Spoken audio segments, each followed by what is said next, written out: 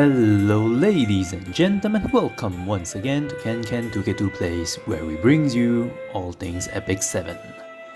Smilegate knows you have been saving up them sky stones, them bookmarks and them credit cards, and the bank account is probably filled, and thus it is harvest time. There shall be no mercy from our Satan Gate new release, Princess of Guilty Gear, Dizzy. Today we will be discussing Dizzy's skill set, the materials needed and where to get them, as well as a discussion on what I think would be suitable for her gearing, and then the stats of the equipment. Before we begin, if you enjoyed the content, please like and subscribe to my channel, as this will help me continue to bring this channel to life. Now on to the character. Dizzy is a Taurus water mage, so in order to upgrade her skill trees and awakening, you will be needing these materials below. The first one is Blazing Rage. In normal world, you can farm for this in stage 1-S, then 2S all the way to stage 7S, and finally 10-6.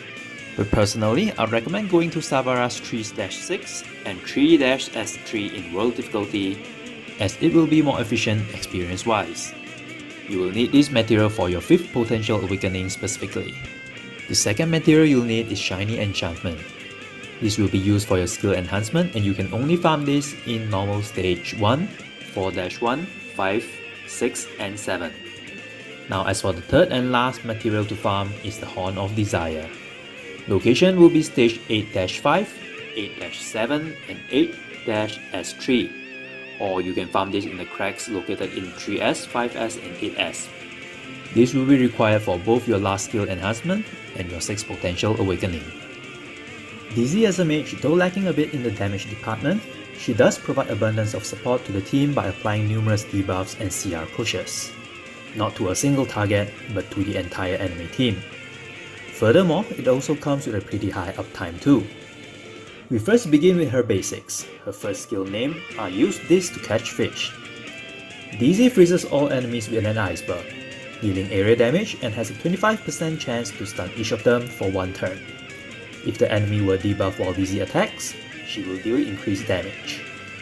Her second skill, Gamma Ray, summons her Guardian to unleash hell to the enemy team, extends all debuffs on the enemy with the exception of those that prevents the enemy from moving, like stun and sleep, and will even decrease their combat readiness by 50% if this skill has been awakened.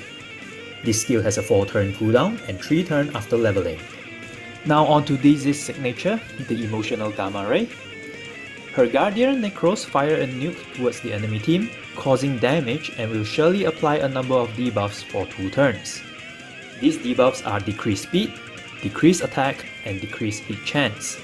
One thing to note about this skill is it will always cause mistype damage, meaning it will always be 75% of the original damage and will never crit, though the debuffs will not be affected by the damage type regardless. By consuming 2 bars of soul, Dizzy will get an extra turn after the cast. This skill has a 5-turn cooldown and down to 4 turns after leveling. Finally, we have Dizzy's character artifact, Necro and Undi. Whenever caster unleashes an area attack, it will always increase his or her combat readiness by 10 to 20% on the next turn, depending on artifact level. This will not trigger if said area damage was triggered by a dual attack, counter attack or extra attack, meaning skills such as Moonlight Araminta's Flame Release will not increase her combat readiness. At max level, this artifact gives 273 attack and 416 health to the wearer. When it comes to skill leveling, because Dizzy's skill relies so much on effectiveness and debuff uptime, it is advisable to level all her skills until it gets to the -1 cooldown. The order of the skill will be her S3, then to her S2, and finally her S1 if you are a completionist. Now as for Dizzy's equipment suggestion, due to the nature of being a debuff mage, you will evidently go for the standard speed and effectiveness combo for maximum debuff stack onto the enemies. The faster you go, the faster your skill can come off cooldown and higher the uptime of your debuffs. Of course, if you are feeling the need to just wipe everything out of existence, you can always go for the standard attack plus effectiveness set for instant room cleaning services.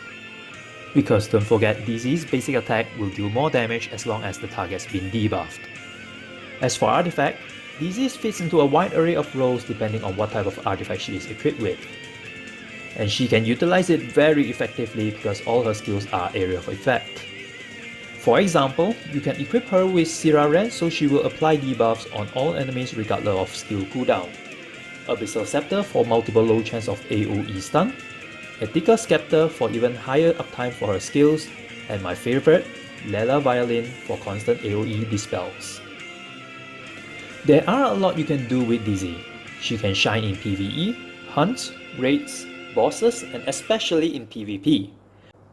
It is without a doubt a breath of fresh air for those who are unable to get a certain ML PvP cancer, and I can't wait to see how Dizzy will change the meta for the arena. And with that comes to an end to our technically 3 years old but totally legal Dizzy introduction and guide. Hope you guys enjoyed the show. Don't forget to hit the like and subscribe button. I will see you guys next time. Love ya.